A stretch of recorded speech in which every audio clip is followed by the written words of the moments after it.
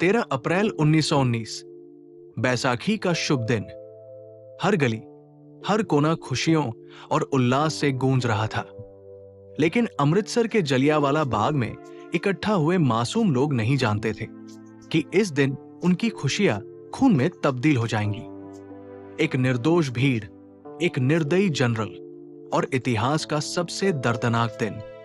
आज हम बात करेंगे उस घटना की जिसने पूरे देश को झकझोर कर रख दिया, और अंत तक बने रहिएगा, क्योंकि इस कहानी के पीछे छिपे दर्द और संघर्ष को समझना हर भारतीय के लिए जरूरी है। 1919 में भारत में अंग्रेजों का शासन अपने चरम पर था। उस समय ब्रिटिश सरकार ने एक नया कानून लागू किया, रॉलेट एक्ट। इस कानून ने भारतीय जनता को उनके मौलिक अधिकारों से वंचित कर दिया। कानून के तहत बिना किसी मुकदमे के लोगों को गिरफ्तार किया जा सकता था। जनता में इस कानून को लेकर भारी आक्रोश था। अमृतसर में इसके खिलाफ विरोध प्रदर्शन तेज हो रहा था। 10 अप्रैल 1919 को ब्रिटिश सरकार ने सत्यपाल और सैफुद्दीन किचलू जैसे भारतीय नेताओं को गिरफ्तार कर लिया। उनके समर्थन में लोग सड़कों पर उतरे और अमृतसर के जलियांवाला बाग में एक बड़ी सभा बुलाई गई। ये सभा शांतिपूर्ण थी। लोग अपनी आवाजें उठा रहे थे, अपने हक के लिए खड़े हो रहे थे, लेकिन शायद उन्हें यह अंदाजा नहीं था कि उनकी आवाजों को हमेशा के लिए खामोश करने की योजना पहले ही बन चुकी थी। जलियांवाला बाग, एक ऐसा स्थान जो ऊंची दीवारों से घिरा था। वहां जाने और बाहर आने का सिर्फ एक ही रास्ता था। 13 अप्रैल 1919 की शाम को हजारों लोग बाग में इकट्ठा हुए थे। कुछ लोग त्योहार मना रहे थे, तो कुछ रॉलेट एक्ट के खिलाफ अपने विचार व्यक्त कर रहे थे। माहौल शांतिपूर्ण था। बच्चे खेल रहे थे, महिलाएं अपने परिवारों के साथ बैठी थी और वक्ता अपनी बात रख रहे थे। लेकिन अचानक एक भयानक आवाज ने सब कुछ बदल दिया। वो आवाज थी जनरल डायर और उसके सैनिकों के बूटों की, जो बाग में घुस चुके थे। जनरल डायर ने बाग के मुख्य द्वार को बंद करवा दिया ताकि कोई बाहर न जा सके।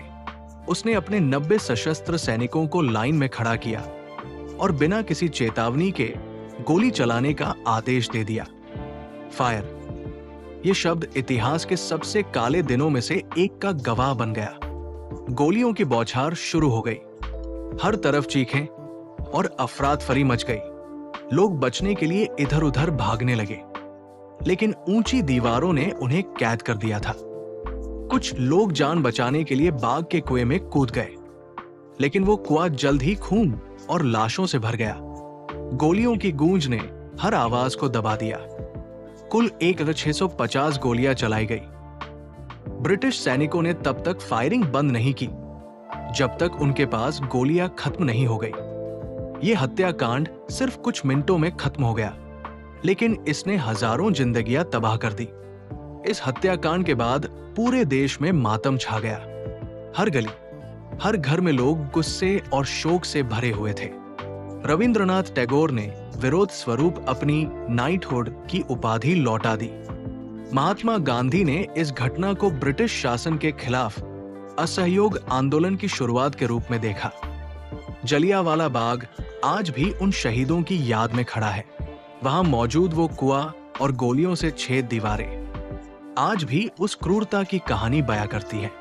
दोस्तों, जलियांवाला बाग हत्याकांड ने हमें सिखाया कि अन्याय और क्रूरता के खिलाफ हमेशा खड़ा होना चाहिए। ये घटना हमें ये भी याद दिलाती है कि आजादी हमें कितनी बड़ी कुर्बानियों के बाद मिली है।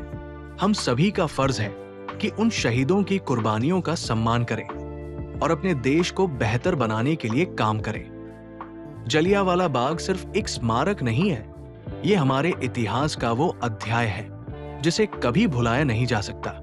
अगर आपको ये कहानी दिल को छू गई हो तो इस वीडियो को लाइक करें और अपने दोस्तों के साथ शेयर करें, ताकि हर भारतीय इस घटना को याद रखे।